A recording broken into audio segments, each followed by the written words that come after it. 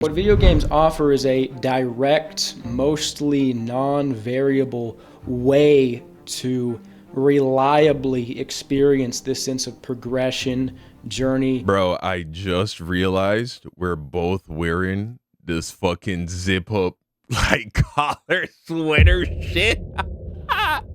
Bro, I swear on everything that was not intentional. Now I feel pretty gay. Let's take this shit off.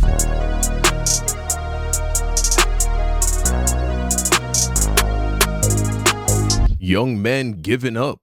The doomer negativity spiral. Video by Gerbert's Void. Gerbert. I've heard that name before. All right, let's go ahead and check this out, man. What are we talking about? The topic of today's video is how do you keep going? Obviously, I don't know anything about you. Only a front you put on social media. But you seem to struggle with the same things we're all struggling with. No hoes, meaningful relationships, no money, bad economy, whatever. And obviously, you could work really hard and keep trying to eventually get these things that we want. But why? I think I've noticed that honestly, not trying might be better than trying. I'm not even crazy depressed or anything, but am I the only one that thinks if I don't wake up tomorrow, I wouldn't care or mind? I might even be relieved. The concept of death doesn't scare me, it's kind of relieving. Why put all that effort in when it probably won't even be that satisfying anyways? Maybe sometimes the best solution really is to just give up. Maybe you got something to say to that, make a video on this. Well, have you ever tried maybe working on yourself, going to the gym? Have you ever tried going to the gym, bro? Have you tried taking a cold shower, taking zinc supplements, going to Thailand, getting rubbed off? No, I'm just joshing around. Yeah, that's funny because there's an entire side of the internet that would say that as a response to this young man. Oh, the problem is you haven't taken a cold shower today. Oh, the problem is you haven't gone to the gym. The problem is you need to fix your diet. And listen, I'll be the first to tell you that those things, those kind of activities are very beneficial to your mental health and the way you feel. However, they cannot replace having a core driving principle and reason for why it is that you do those things in the first place. What is it exactly that you're living for? I get messages like this on occasion, and to start with, I'll tell you, I totally get it. This generation has been rug pulled. The world we were prepared for, that we expected to inherit, no longer exists. We find ourselves in a desert of economic and social dating opportunities. No bitches, no paper, and no hope. Such seems to be the standard for the economically inviable excess Gen Z man. I spent the bulk of my time making content on both of my channels talking about this stuff. It's just all about Gen Z problems, particularly Gen Z men problem. There is truth to this situation. And when you ask, how do you keep going? And when you say, you think maybe giving up might be a good idea, I will tell you, there is a certain point immersed in all of this where I did kind of give up. I reached the bottom of the dark doom black pill ideas, and eventually it did start to color my perception of everything. Now in my case, it wasn't a conscious decision to give up. I just gradually became more disillusioned and apathetic. This is something the viewer might be able to track just by looking at the course of my channels. I started making videos when I was 16 or 17, I think. And when I look back, I do have more of a glimmer in my eye. The videos had more of a self-improvement tinge. One of the first videos on this channel is something to the effect of reading out my goals. I had this whiteboard where I would write out my goals. I can't remember what they were exactly. I'm pretty sure they're different now, but I didn't end up accomplishing them or working much towards them. But I became increasingly disillusioned by all of this self-improvement stuff as well. It just seemed like a sort of red pill marketing tactic. It seemed to be endless, hard competition for increasingly dwindling results. The only motivation or hope for the future my mind would conjure up would be these sporadic daydreams. You know, there's so much I want to say, but I'm gonna try and let him speak a little bit longer. That did not demonstrate. Couple things that off the top I want to touch on.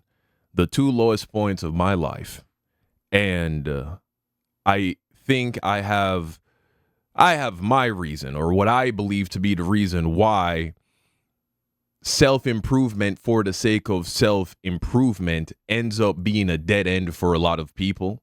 It ends up feeling like a never-ending ascent up a mountain, and that can become discouraging after a while, because after years of reading the books, doing the things, going to the gym, working on yourself and all that, and even when you see yourself making progress with certain things, you start to get better with talking to girls, you start to make more money, you start to get your clout up, whatever the things it was that you prioritized, your body starts to get in amazing shape, and yet you still find yourself feeling hollow.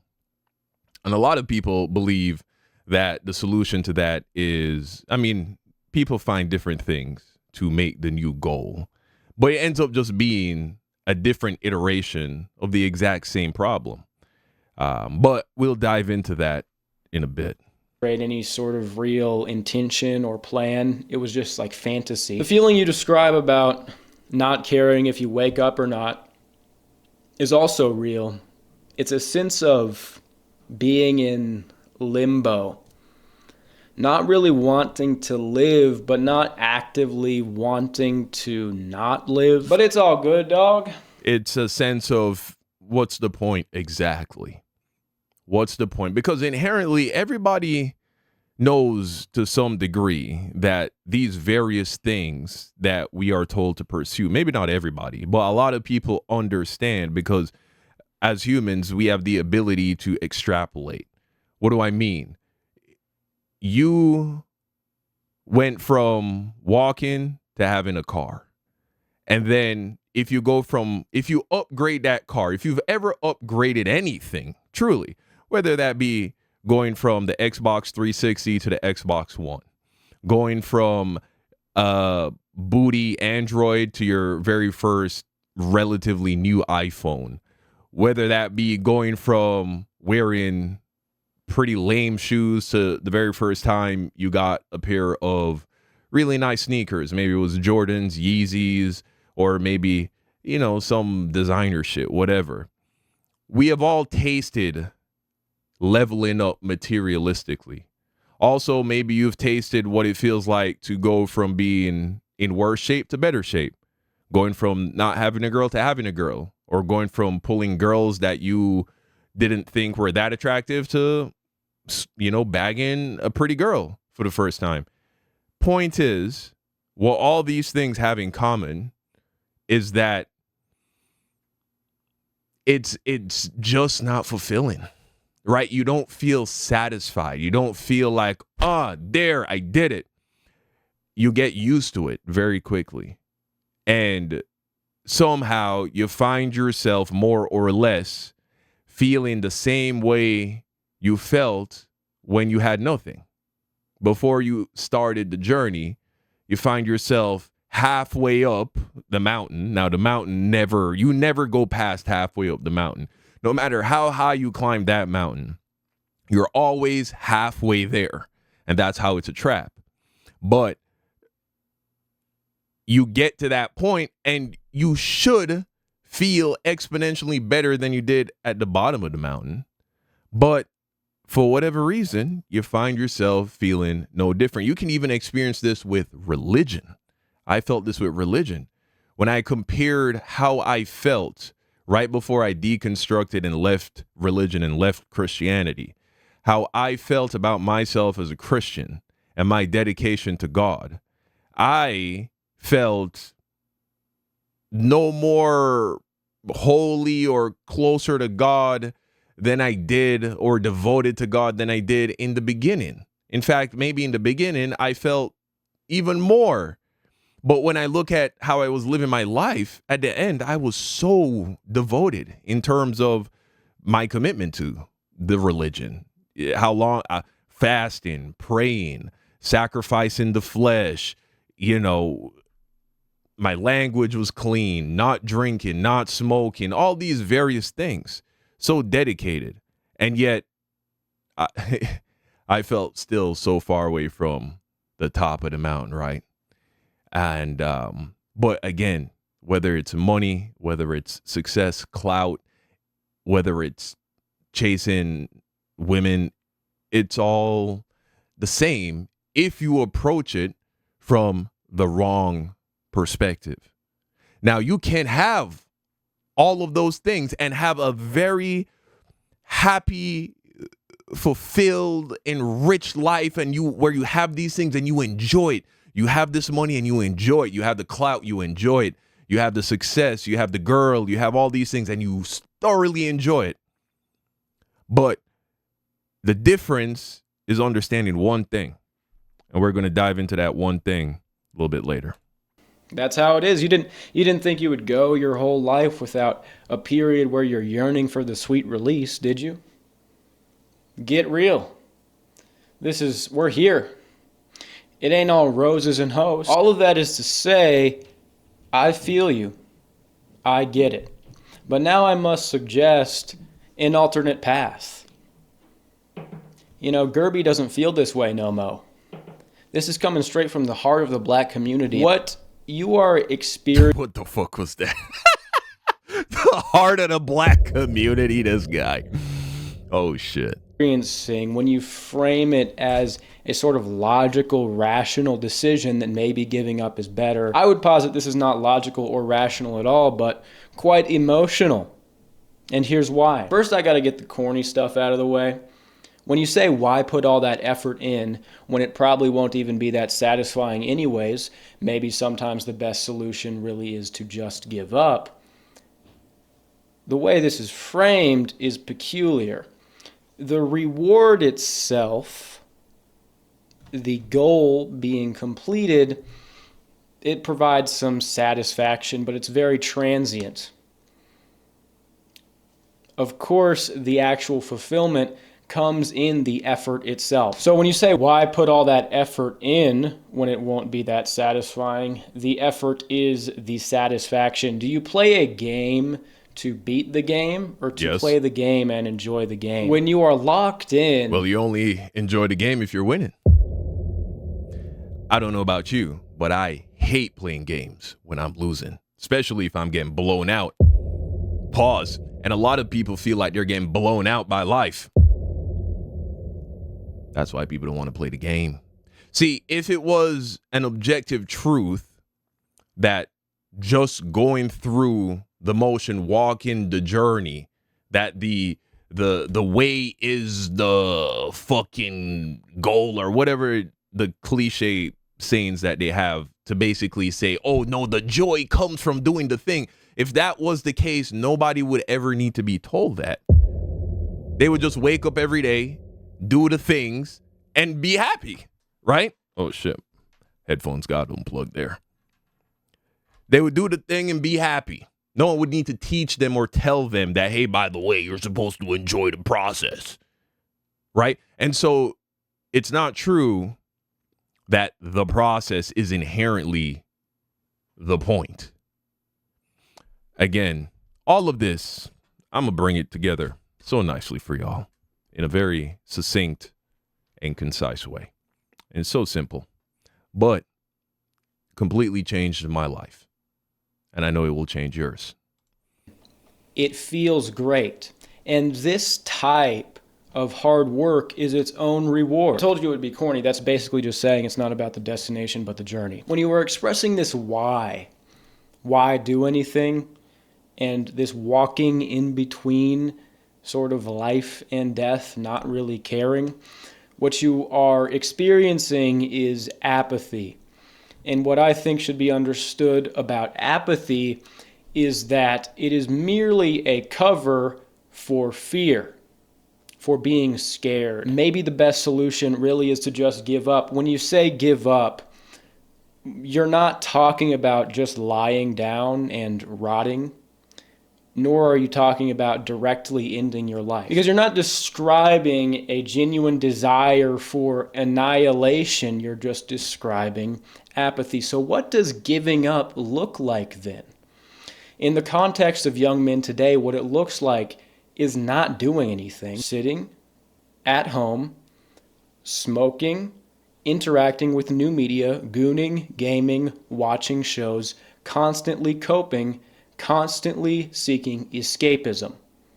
So what you're doing when you do that, when you goon, when you watch shows, when you play games, is you are merely artificially simulating this same sense of journey, progress, and reward. Your mind still produces the chemicals to like it. That's still what your heart desires. It's still what you're made to do. The reason why you're attempting to do it in the real world is because you have fear, and then the apathy covers for the fear. Now, this is just me weighing in here. But if this was not an emotional response, if this was a logical response not made out of fear, it would not manifest in this way. It would not express itself in compulsive and constant escapism. The reason people try to escape life is because they're living in hell. That's why. I promise you, every person that is feeling this way, they've done all the things before. Maybe they haven't done it at a high level or consistently, but they've done it before. They've gone to the gym. They've taken a cold shower. They've gone for a mile run. They have tried. But yet, the reward that they got for the effort they expended did not equate to this idea that, oh, it's just the process, the progress is the source of joy. And look, it is always rewarding to see progress and all that, especially when you believe you're progressing towards a goal at the end of the road, and so progress can feel rewarding. But the internet is filled with testimonies of people who've climbed all the hills. They've accomplished all the things. They've fucked all the baddies, and they're suicidal. They know the journey better than anyone. So if anyone should know that the process is the reward, then they would. And they would just keep going back to the workbench. They would keep going back to the grindstone and continue to make progress in new areas of life, because they would understand that that is the source of fulfillment in life if it was, but it's not. But we will continue. We're genuinely neutral about this kind of thing. You would say, well, I might fail. It might not mean anything, but fuck it, we ball. I'm just going to do it. I'm not dependent on the outcome to justify me doing it, because I'm not doing it. Practically all I'm doing is seeking cheap alternatives to actually doing it. You could smoke weed, goon 100 times to the finest isekai in town, beat 100 games, none of it will come close to trying and failing to actually manifest something in the real natural world. I would go as far as to say it's a verifiable fact that constant escapism in no way will make you happy. You just continue running from these things. They're not solved. It's called repressive coping. So your tolerance will just continue to build until you eventually do something that will actually end your life, or you get a health condition that will end your life. So it is kind of just a roundabout way of killing yourself. You say, obviously, you could work really hard, keep trying, and eventually get these things. Some people don't yield that.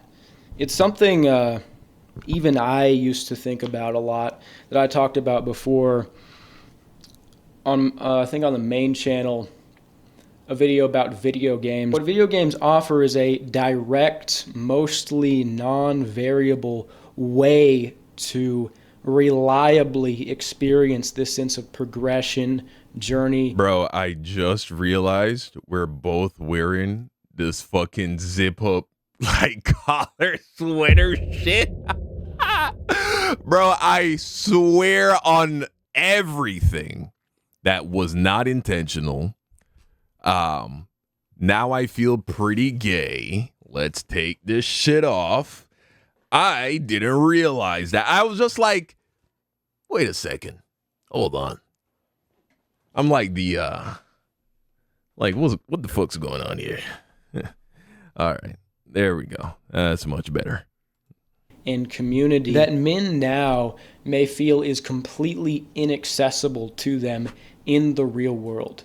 It's just not there. In the sense that self-improvement is just this race for scraps that's ultimately futile. Because one of the main essences of the black pill, as I know it and as most of you know it, is a kind of determinism, a genetic determinism, in which the situation and genetics you are born with determines the rest of your life. It's set in stone, it's written in the code. Your looks, your height, your IQ, we study these genomes now, we find how heritable they are and how much they predict the trajectory of your entire life. There is something to it, and this is a dark black pill. I could go into the contesting evidence. People like to pick out these twin studies where identical twins are separated at birth. They have completely different environments, yet they turn out the same.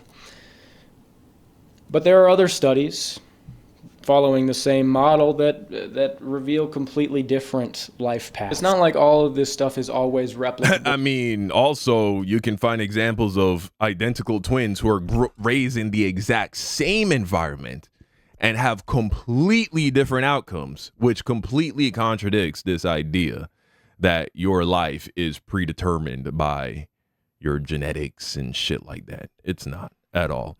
You can find exceptions to every rule, which means they're not even rules. They're just it's just what happens most of the time. That's it. But it's not a rule. And we can always isolate these genes and see their predictive power. I'm not trying to undermine the value of these things, but here's the deal, okay? If you fully accept genetic determinism, here's your model of how things work. Animals are born into a certain hierarchy, a certain genetic caste. They are arranged, and the lower you are on this hierarchy, the less dopamine you produce.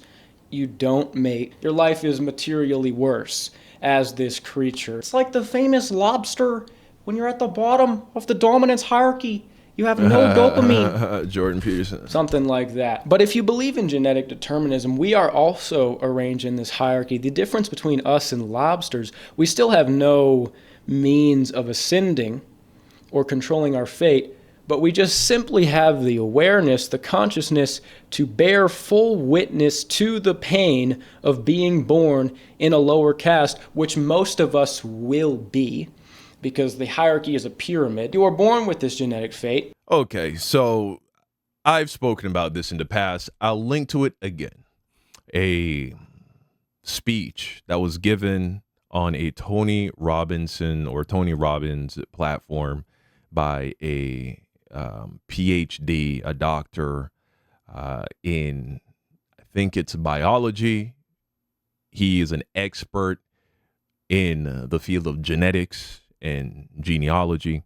And he speaks about the fact that the way in which our genes are expressed are most certainly alterable. You can alter them. You can change them. You can impact the way your genes are expressed after you're born. Yes. In fact, there's an entire field known as epigenetics talking about how your environment can incredibly change the way your genes are expressed. Again, we circle back around to what I said earlier about twins, identical twins born and raised in the exact same home under the exact same guidance turn out completely different, night and day. How do you explain that? Epigenetics, but also genetics, the genes you're born with, so to speak, are not what determine how your life is going to go. You did not choose this fate. You did not choose to be born. Where you're born, who your parents are, what your life situation growing up is like. You're thrown into this It doesn't matter if you are short, fat, conventionally ugly, or not conventionally attractive. It doesn't matter if your IQ isn't very high. It doesn't matter anything you could tell me about yourself as to why you believe that you are disadvantaged and thus relegated to a life of suffering, mediocrity, being a loser, being lame, whatever. I will tell you by the end of this video exactly what you need to do in order to live an amazing life. It's simple, but it's not easy. But it's not difficult in the way that people like this young man right here, which I'm not knocking him, but look at him. He's a baby. He doesn't even have facial hair. He hasn't lived life. He's not married. He doesn't have children. He hasn't been through a lot. And look, there's some 50-year-old who might look at me and say the same thing about me by comparison. And that's why I know there are a lot of 50-year-olds that could teach me a lot of shit. But I keep unplugging my headphones here. Point is, though, he's in a good place for his age. But I think I can offer something a little different.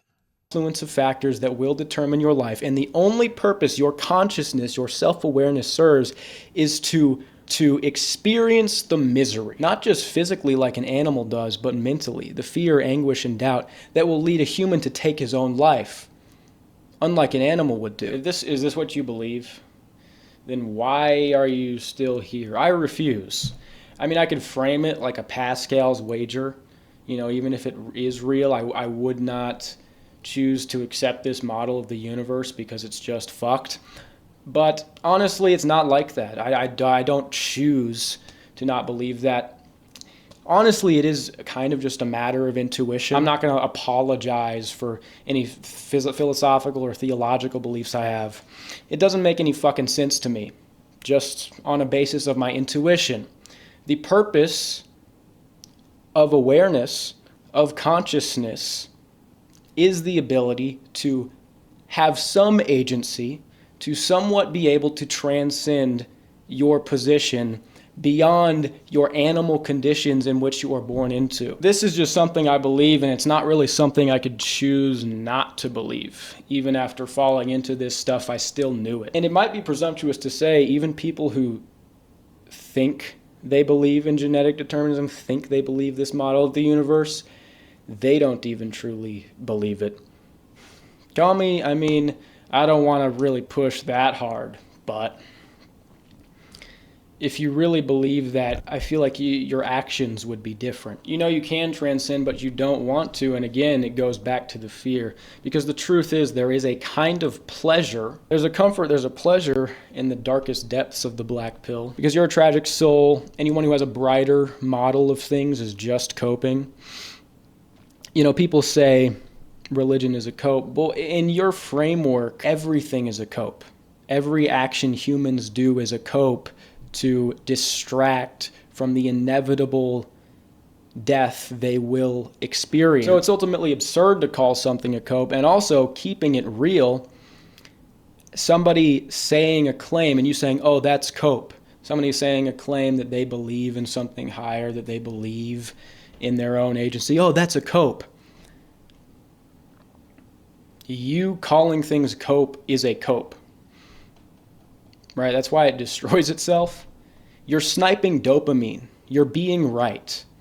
You're just sitting in your self-satisfied void where you can shoot everything down and be miserable forever. There's a pleasure and comfort in sitting there and always knowing you will be right, and bad things will continue to happen to you, and you will be right. It will affirm what you think you know. So, I mean, by the way, to answer the question, how do I keep going? That is true, what he just said. Why haven't I given up, whatever. I'm not a materialist. I don't think that's what life is about. It's not about, oh, have fun, climb up, make money, everything has to be good, I have to be comfy, snuggle. That's not what this shit is. I talk about the problems this generation is facing. It is mostly, the frame of comparison are just like the millennials, the boomers, somewhat the greatest generation. I mean, you go before that, World War II, World War I, Great Depression, you go back further into antiquity, it's just, there's all sorts of human suffering. Sometimes I gotta get philosophical on your ass. You think life is just about being born with the right circumstances, the right genetics at the right time, so you can have these experiences, the girls, the money, the material comfort. Most of all of history is not like that. The instant it became like that, the boomers, when they had a good dating market, they had all this material wealth, it was post-war, economic boom, baby boom, they had the culture, they had the rock and roll, they had all of it. They it up for all the future generations because they became so selfish and so insular that they fucked off all future obligations to posterity. They're selling off estates, their family. I mean, we know that's not true, though. How do we know that? Because there are people who become multimillionaires every year. Jeff Bezos wasn't born into money. I mean, he may have been born into some degree of money, maybe middle class or something like that. But he definitely wasn't born a millionaire, nor was he born a billionaire. And he is, well, hold on. Let me go tend to my daughter real quick. Give me a second. Okay, little lady, she fell and hit her elbow. So she needed kisses on her elbow. Now she feels better. But I don't know where we left off, if I was talking or if we were watching him. So we're just going to continue to react. And the good part is still coming anyway. He's been sitting on for hundreds of years, just completely devouring the youth to maintain their whatever. A man does not live on bread alone. Is that why we're here? Empires rise and fall. The instant things get good, that group of people, fortunate enough to be born in that time, fuck it up for everyone else. Oh, yes. Now I remember. Yeah, nothing's fucked up for anybody. Because if that person becomes you, if you become a millionaire, or even if you just live a good life, not everybody needs to become a millionaire. You don't need to become a millionaire to live a good life. You know what I'm saying? But you do it. You know what I'm saying? You are comfortably making ends meet. You have a home, you have a family, or whatever it is that you desire. I mean, at that point, can you even say that shit got fucked up for you if you're living a good life? So I guess it didn't get fucked up for everybody. And if you can find people who come from literally every walk of life that attain that, then who's it fucked up for? If black people, Asian people, white people, Hispanic people, illegal immigrants, people born here, if literally people born into poverty, people born into good families or wealthy families, if everybody, you can find examples from every walk of life doing it, then who exactly is it fucked up for? It's fucked up for the people who fall into the trap, who don't escape the trap that has been laid for you. We'll get to it in a minute. and the cycle continues. If that's what you think life is all about, is material comfort and accomplishment, and there's no meaning to any sort of suffering or no reason why you might be born in a certain time, in a certain body. If that's what you think, you got to realize what model of the universe you're accepting. History is full of war and famine. Life is a Pandora's box of horror. You will die, you will see everyone you know die. You will get debilitating health conditions. You know, being completely atheistic about these things, it really is a luxury. Because if the material conditions of your life every day are suffering, you can't do it. You do not have a choice in this situation to consider there's no meaning to your suffering, no reason to stick it out. It is only now in relatively high, yet, admittedly declining material conditions, they're still high. It's only now that we have this luxury, that we think life is just about doing all these things, making these accomplishments, and if you're not able to do them, it's pointless. I really did become disillusioned with self-improvement, and there was truth to that. I made a video, I can't remember, it was like Gurus and Fake Hope or something. And in it I talked about how the law of attraction is kind of like it itself is saturated. Conditions are getting, slowly declining, not that slowly anymore after the pandemic, honestly. They're declining, so all these people are trying to get the same things. They're all like manifesting. And this, to a large degree, is still true. I have changed my tone about these things, though. There's a book called Our Thoughts Determine Our Lives, the life and teachings of Elder Thaddeus of Vitrovnica. Reading this was able to reconcile something in my mind. I still maybe felt there was something about this law of attraction stuff. It was just completely off. And this reconciled it for me. And as I read more and more, I found more and more philosophers, great men I respect and would like to follow and emulate. They have similar teachings. They have similar outlooks. It differs from The Secret, from all this manifestation practice, but it still is highlighting the same metaphysical principle, which I have become entirely convinced of. Wow. This was a pleasant surprise. I didn't see this coming, because this is a direction we're going to be going in. Interesting path that he took to get here, but I like where we're going now. Let's see where he goes from here. Which is that your life corresponds to your predominant mental attitude. St. Pius. Wow. Yeah. But let's see if he can package this information in a way that answers the email that he started this video off with. Paisios of Mount Athos says similar things. If you read about his dialogues with people who came to visit him and ask for his advice. I mean, this is the purpose of prayer. A thought is a thing. It has energy and form. People don't control them. They're controlled by them. They get in these neurotic thought patterns, and their life gets much worse. You don't have to believe me. Too many men I respect hold this belief, and I've seen it happen. I have seen it happen. People enter this negativity spiral. They constantly express fear, despair. That's all. You can tell he's a little nervous talking about this.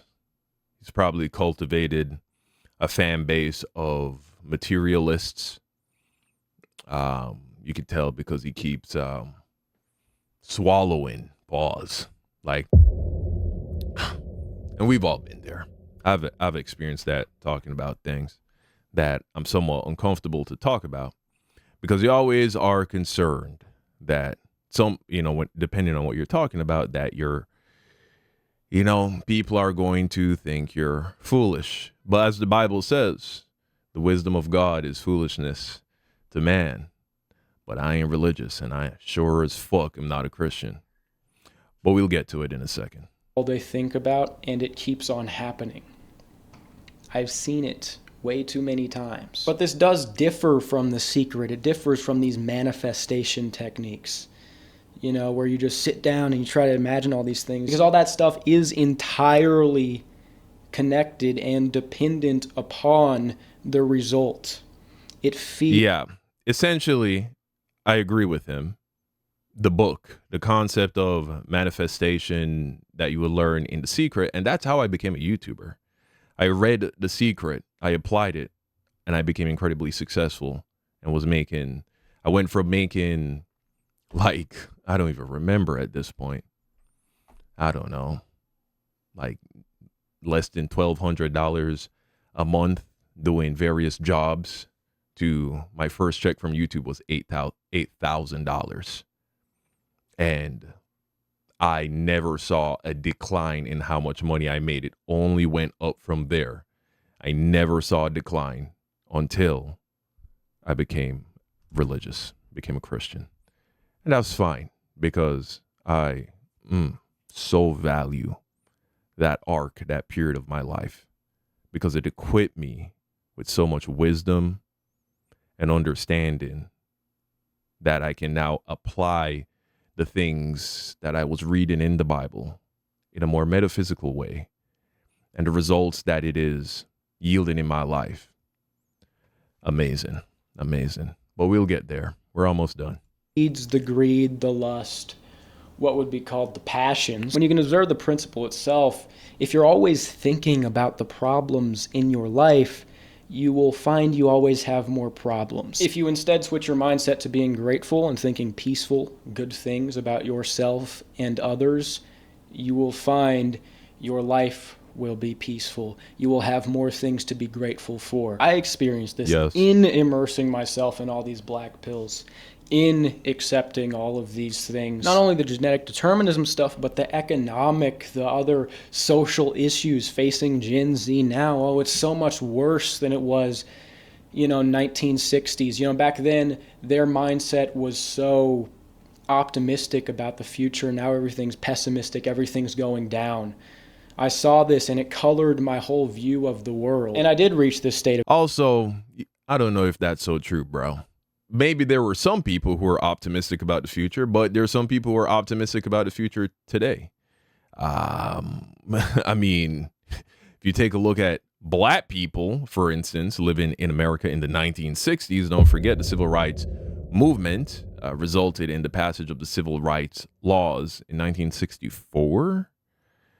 Black people were getting hosed down and dogs sat on them. The point I'm making is I don't think universally everybody was optimistic about the future and thought they had the whole world ahead of them, but I'm sure many people did, and it's the same thing today. It's the same thing today. Of apathy, which was caused by the fear of me constantly thinking about these things. And as Jesus said, the poor will always be among us. Something like that. Emotion. I mean, I could have made some shit-ass course and made a bunch of money, but not even like that. I could have grown this channel a lot more if I would have been more active, certain moments of growth. But I was in this spiral. I was in this state of apathy because that all I would think about is the problem. So I would always encounter more problems. And my pessimistic outlook of the world colored my life. There is a fundamental reality, but there is also a layer of the reality that you shape with your thoughts. Your attention, your mind is the only real thing you have control over. It's what differentiates us from the animal kingdom. Controlling it properly is what allows you to transcend your fate, to transcend the animal genetic caste you were born into, because it is the aspect of creation, the aspect, the image of God inside us. Because I am growing out of apathy and this compulsive need to escape, I have things I want to accomplish. I intend to accomplish them. I am letting go of my dependence on the outcome, my lust to really achieve these things. I am simply trying to achieve them. And every day when I wake up, I thank God that I have another opportunity to create my will. onto the world. I want to be an example. Even when I do succeed, people are going to be like, oh, Okay, cool. Now, I don't believe in God the way how he just used that word. He thanks God. I don't believe in a person sitting up there, watching you, judging you, checking off a list. If you're naughty or nice, going to send you to burn in hell forever, or whatever the fuck it is that the various religions push and all that stuff. Also, you heard me quote the Bible. I said I'm not a Christian. I don't believe the Bible is literal. I don't believe it's historically accurate. I think it's, for the most part, fictional stories, symbolic stories. But the wisdom embedded in the parables, in the stories, in the characters are true. And you can find this wisdom expressed in a multitude of sources. I haven't read the Quran, but I imagine you would find it in the Quran as well. I haven't read the various Jewish books besides the Jewish Bible or the Tanakh, aka the Old Testament. They have other religious texts. I'm sure you can find aspects of this in there as well. And I'm sure you can find it all over the place. You can find it in TV shows, in movies, in songs. This is because this truth is embedded within all of us. And some people tap into it more than others. Some people see it more clearly than others. Some people align with it more instinctually than others. And then there are some people who, never see it to any degree. And those are the people who live the most terrible lives. So let's boil this all down. Essentially, life operates very similar to your YouTube algorithm. What you focus on, you attract. What you focus on, you will get more of. As the Bible says, you will always, to whoever has, more will be given, and he who does not have, even what he has will be taken away. The point here is, in the same way that if you click on a video about dogs or cats or whatever, the algorithm will give you more dogs and cats, whatever. And you don't have to believe me, because I'm going to give you an opportunity to prove this to yourself, and you will see that it is true. Anyway, right? In the same way, the emotions, it's not just the thoughts. See, people think about things all the time. You can think about a Lamborghini every day for, a year. It doesn't mean one's going to show up in your garage just because you think of it, just because you have a picture up on your wall. And that's why you have so many people who say this shit doesn't work and it's not real. Vision boards don't work. Affirmations don't work. And it's because they don't understand it. Because it's so obvious once you realize it and actually practice it and implement it. It doesn't take very long for you to actually rack up a fair amount of evidence in your life. And at the end of the day, whether or not it's real, if it works, does it matter? If you're getting results, does it matter? Okay, so let me help you to understand what I mean by feelings and emotions. As they say, emotions are energy in motion. That's what emotion is. And whenever you have emotions connected to thoughts, stronger emotions make those thoughts more powerful. And whatever energized thoughts, energized by emotion, you focus on or pour yourself into, you will get more of that. That's essentially how you tell the algorithm what you want more of. Now, even just a small amount of attention has an effect. However, a small amount of attention, not tied to any great degree of emotion, will yield a small effect. That's why your fleeting thought of you accomplishing insert whatever thing here doesn't yield that thing coming into fruition tomorrow. So again, life operates very similarly to how your YouTube algorithm does. If you focus on negativity, you will yield more negativity. If you focus on positivity, you will yield more positivity. The secret, no pun intended, is you have to be vigilant. See, it's very easy to catch the big things, but there are all these subtle beliefs that we all hold, these subtle negative things we tell ourselves about ourselves and the world that oftentimes reside underneath the surface that you don't really see or detect. And the reason why there are people who say manifestation doesn't work is because underneath their overt attempts at manifesting or trying to determine the course of their reality with their mind is because underneath the surface, they are negating all of those overt efforts with their subconscious beliefs and negative conversations that they're having with themselves, about themselves, and the world around them. And so, think about the Buddhist concept of enlightenment. If you're not familiar, essentially in Buddhism, they teach that attaining enlightenment is similar to cleaning a dirty mirror. It is not a destination. It is not something you need to go out and achieve. The problem is all the shit you already have in your life that's in the way. The problem is your negative beliefs. The problem is you engaging in negativity.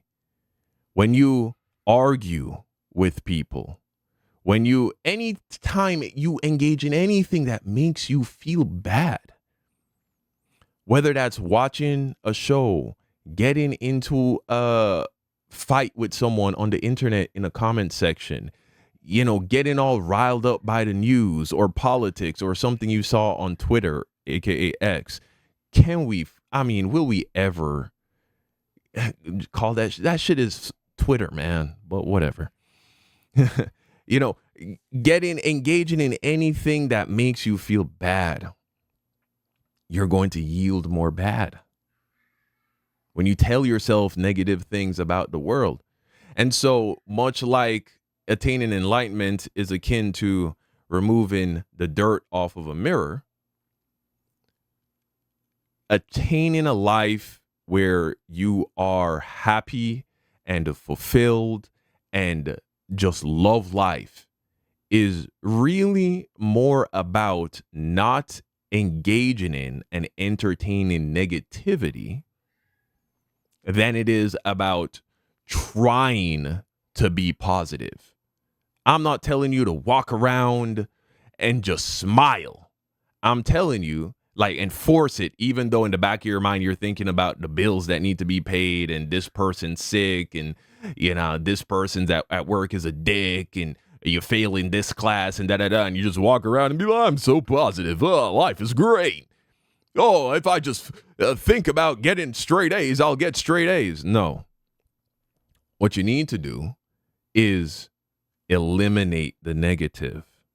Now, counterintuitively, you actually can't make yourself not have bad thoughts. You have to redirect your focus. So let me simplify.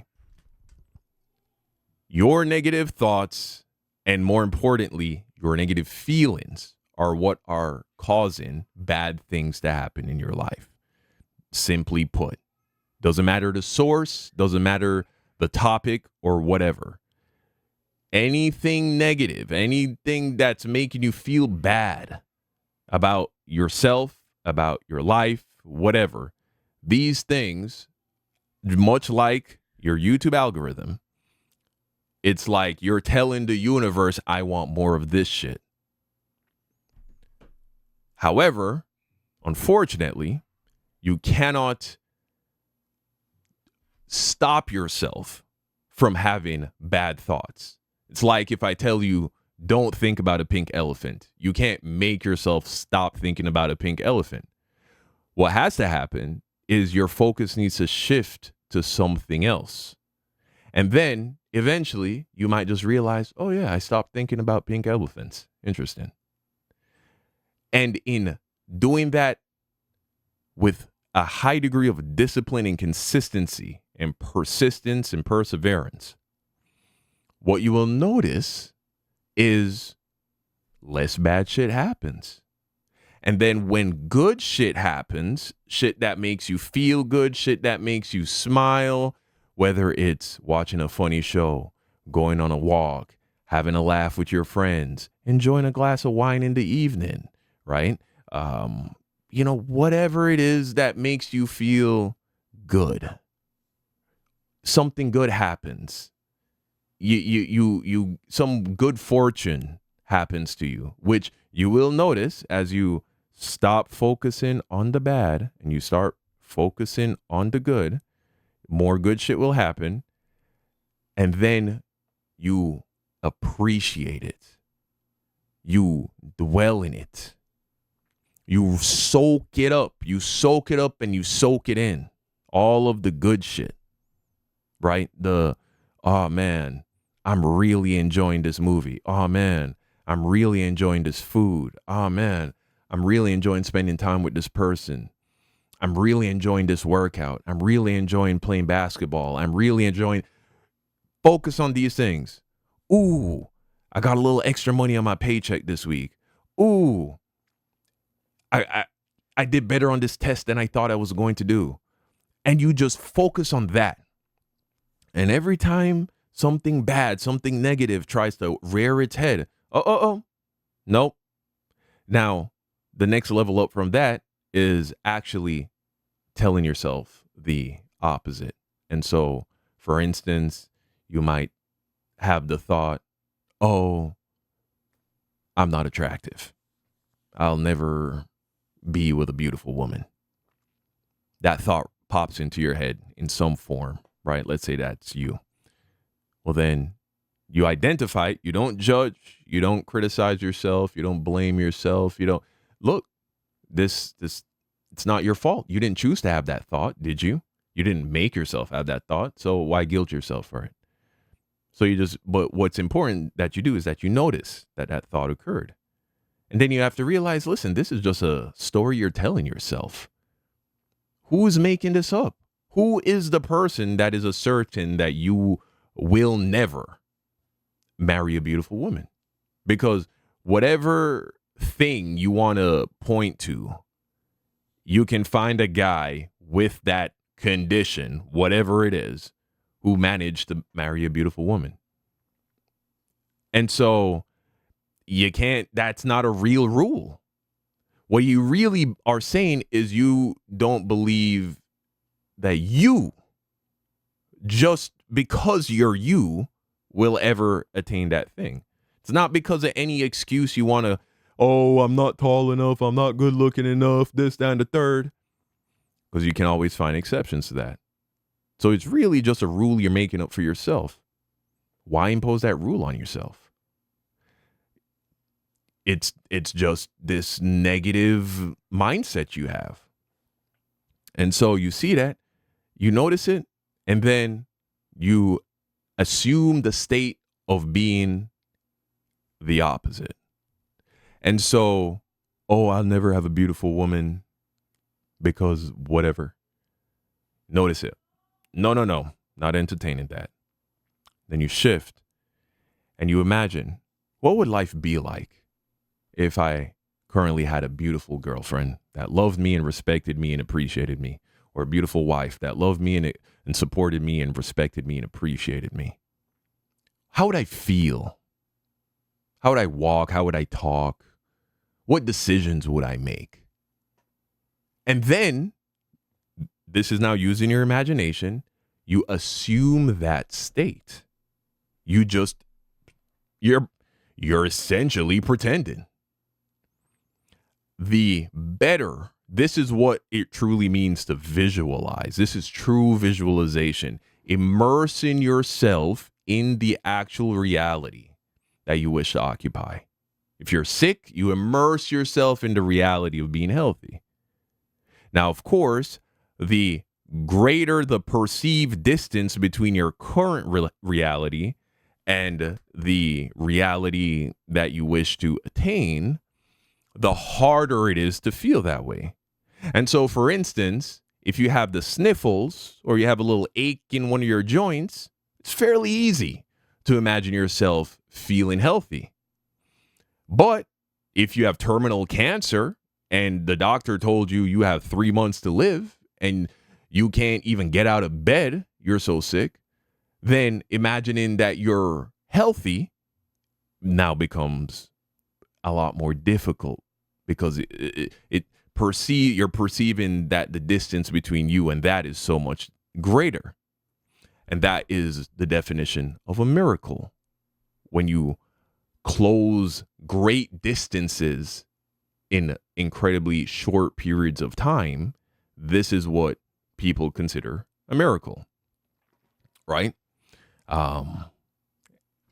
Things that seem just incredibly unrealistic when they happen. And so, at least that's what people call a miracle. I'm not calling it a miracle. Anyway, so that's the challenge, is it not?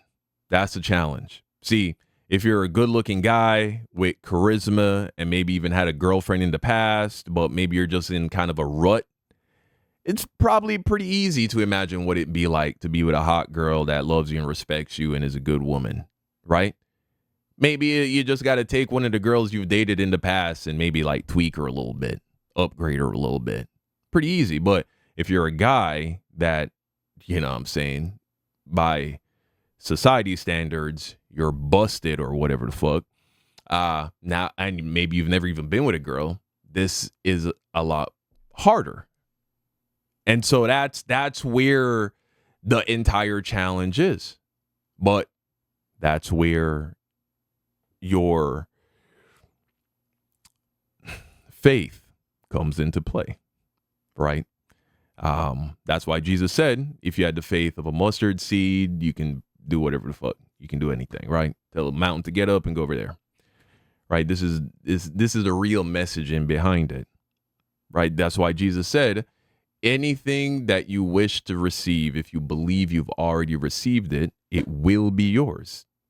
This is not New Age. This was not invented now, recently. Jesus literally taught this, but the reality is people taught it before it was ever written in the Bible. It's the truth.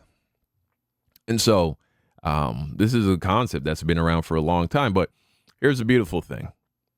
You can do this yourself.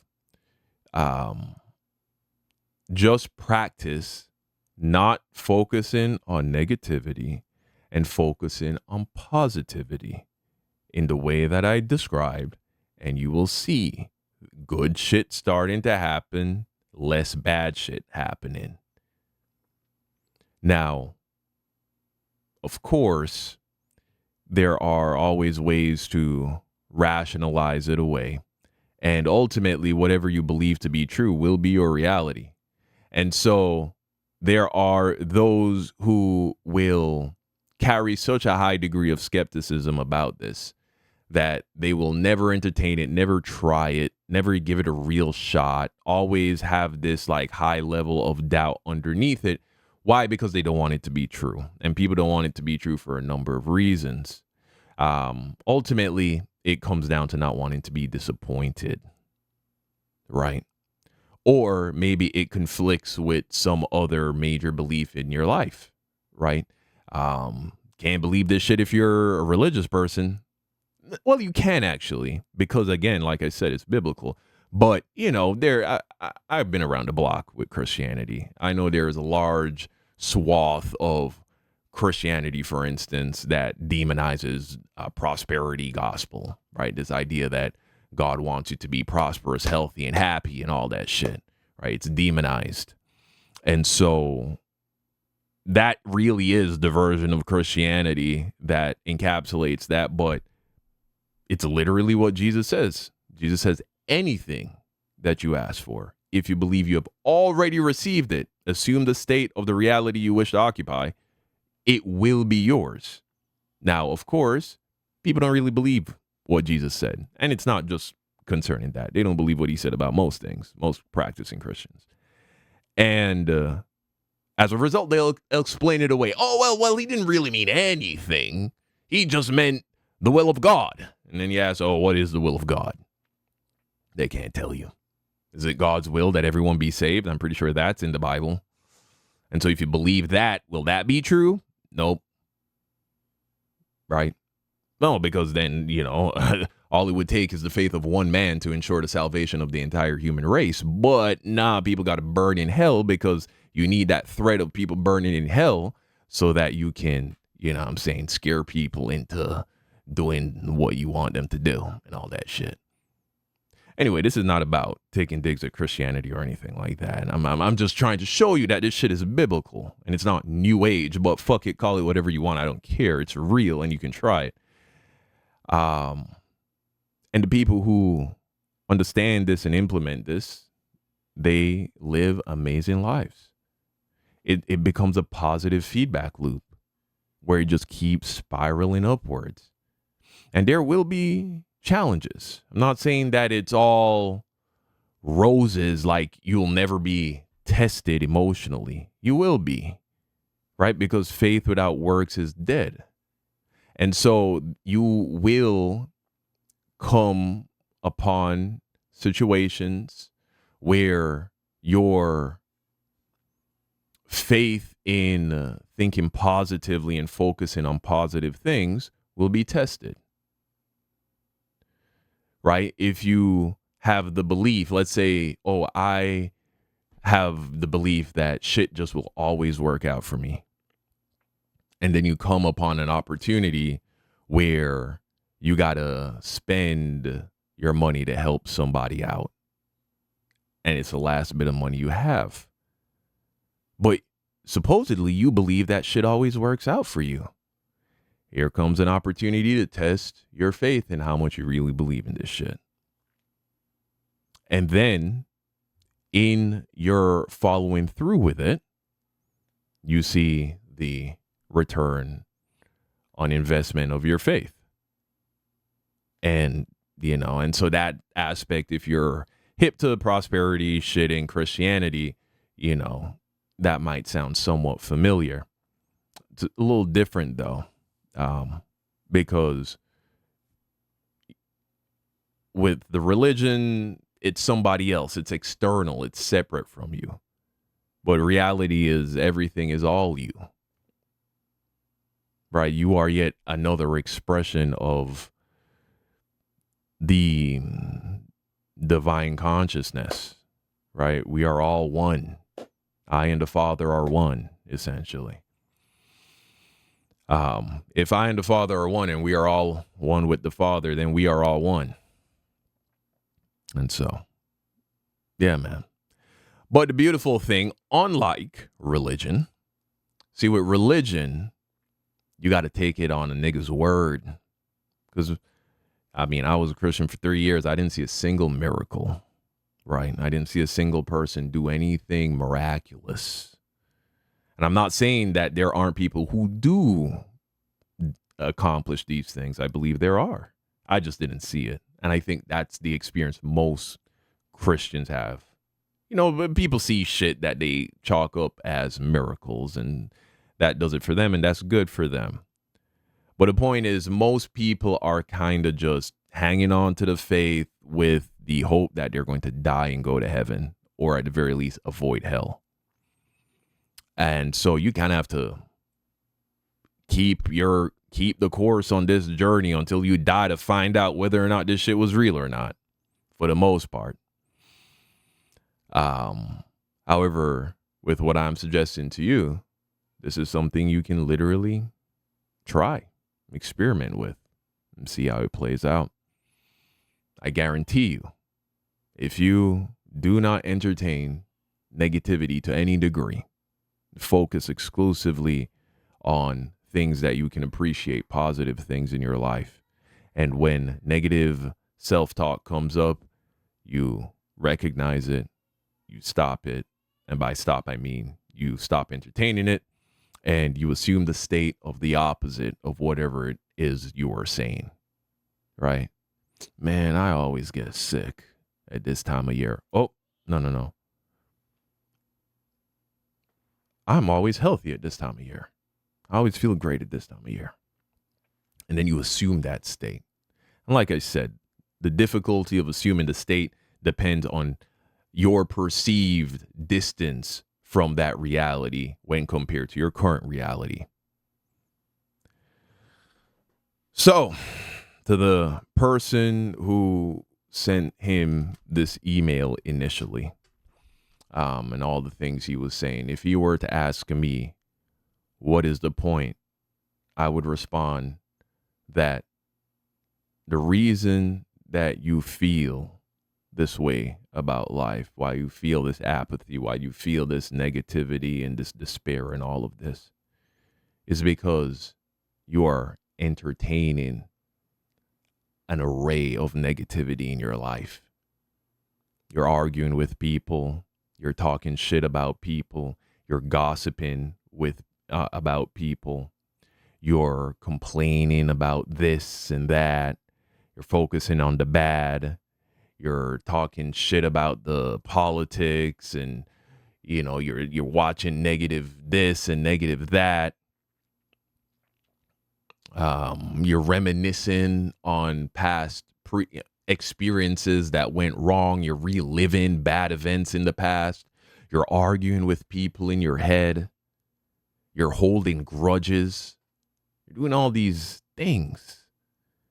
And that's why your life feels so dark. However, if you were to stop all of that, and guys, when I became aware of this and I made this shift in my own life, 2 weeks it took me to become a completely different person and to put my life on a completely different trajectory. 2 weeks. Doesn't take very long if you're determined. See, it's not going to take your whole life to then die and find out whether or not you're going to come before some bearded guy sitting on a throne in the clouds. 2 weeks is all it takes to figure out if this shit is real or not, because the evidence will be blatantly obvious. And then you'll also see, when you start to make little mistakes and slip back into your old self, you'll see bad shit start to happen. And you're like, oh, I'm seeing a lot of cause and effect here. This is starting to feel a lot more scientific than, you know what I'm saying? Like, it's starting to feel pretty Newtonian, but really it's quantum physics. I mean, I can't speak to it in depth, but the person that I mentioned earlier who spoke at Tony Robbins' his conference, he can. And like I said, I'll link to that speech, that lecture in the description. And so, yes, my friend, it's all up to you. It's all up to you, man. You can live whatever life you want. Mark chapter 11, verse 24.